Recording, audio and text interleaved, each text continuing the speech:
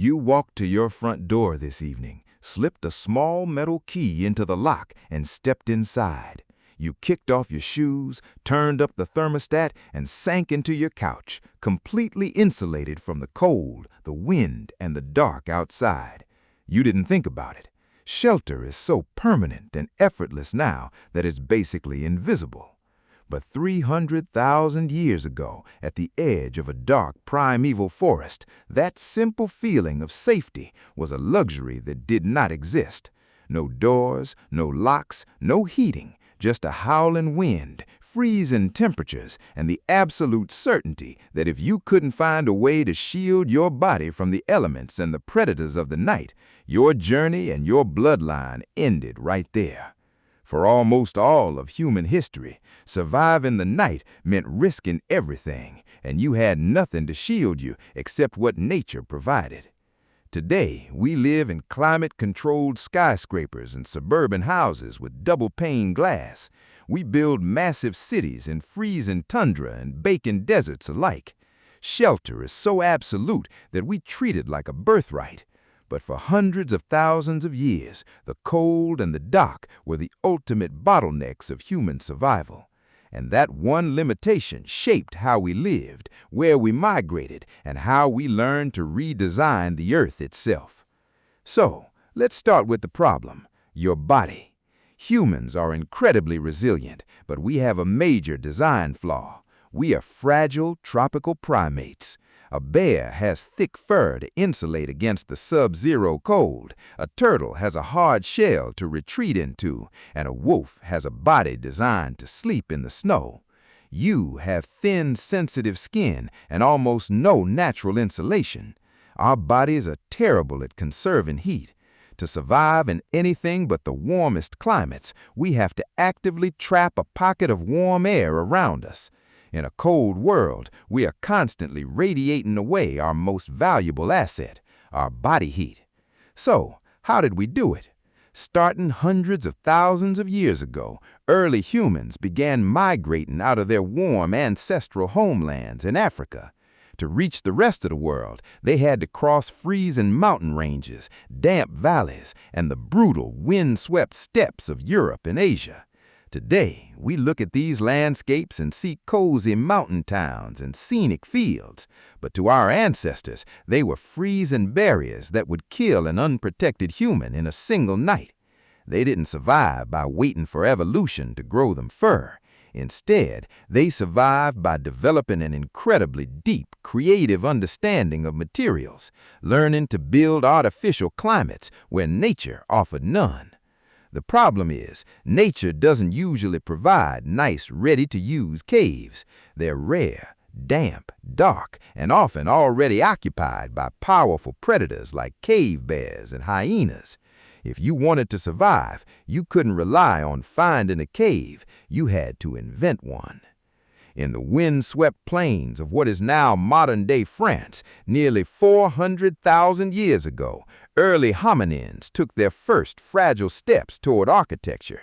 At a site called Terra Amata, early hominins didn't just huddle under trees. They gathered young saplings, stuck them into the sand in a precise oval ring, and reinforced the base with heavy stones. They covered this wooden rib cage with branches and hides, creating a temporary dome to block the wind. It was simple, it was fleeting, but it was the moment we stopped looking for shelter and started designing it. But what if there were no trees? What if you were stranded in the middle of the brutal ice age 20,000 years ago in the frozen, treeless steppes of Ukraine? You look at the bones of the dead. In places like Mezhyrich, ancient hunter-gatherers faced a landscape of absolute freezing desolation. No forests, no wood, nothing but endless permafrost and howling winds. So they turned to the most unlikely building material on Earth, the mammoth. They meticulously gathered the massive bones of these beasts, sorting them by size and shape. They used heavy jawbones to create an interlocking foundation, stacked giant skulls to form walls, and arched massive curved tusks overhead to support a roof. A single hut required the bones of nearly 95 mammoths. When draped in thick animal hides and sealed with mud, this colossal bone fortress could keep a family warm in sub-zero blizzards. It was a masterpiece of Paleolithic engineering, built from the skeletal remains of the giants they hunted. And then, as the Ice Age began to recede, humans did something even more radical. They decided to stop moving. Around 12,000 years ago, in the lush valleys of the Levant, a culture called the Natufians took the next major leap. Instead of building temporary huts that they would abandon after a few weeks, they built the first permanent stone houses. They dug circular pits directly into the earth to use the natural insulation of the ground, lined the interior with sturdy stone walls, and built wooden posts to support a heavy thatched roof. For the first time in human history, home wasn't just a survival shelter for the season. It was an anchor. It was a place where generations of the same family were born, lived, and even buried beneath the stone floors. They had tied their lives to a single patch of earth. Building stone circles and bone huts was enough to keep small bands of families alive, but it wasn't enough to build a civilization. For that, you needed to turn individual shelters into a collective sanctuary.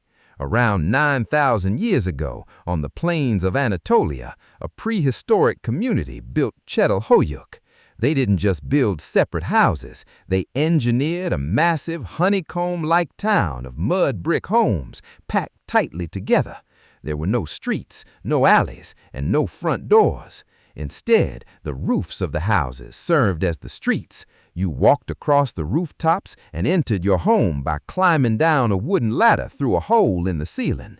By eliminating streets and doors, they created an impenetrable fortress of mud brick where every neighbor's wall insulated and protected the next. It was the blueprint for the very first city. The sapling dome, the mammoth bone fortress, the stone-lined pit, the mud brick honeycomb. That progression is what allowed humans to not just survive the elements, but to conquer them. So, here's the full picture. For thousands of years, humans expanded across the globe because they learned to build what nature didn't provide. They read the materials around them. They stacked mammoth bones. They dug into the earth. They climbed down rooftops. They engineered microclimates out of sticks, mud, and stone. Every one of those breakthroughs took generations of observation, solving problems that would have seemed impossible to anyone who came before them. Now, you walk into your living room, turn up the thermostat, and complain that the draft is slightly off. You rent an apartment, change the wall color, and complain about the lack of closet space. We solved the problem of exposure so completely that we forgot it was ever a problem. Every brick, every window pane, every steel beam on this planet exists because hundreds of thousands of years ago, your ancestors looked at a freezing, hostile wilderness, and instead of turning back, they figured out how to build a world of their own. They didn't know if they would survive. They built anyway, and that's the most human thing there is.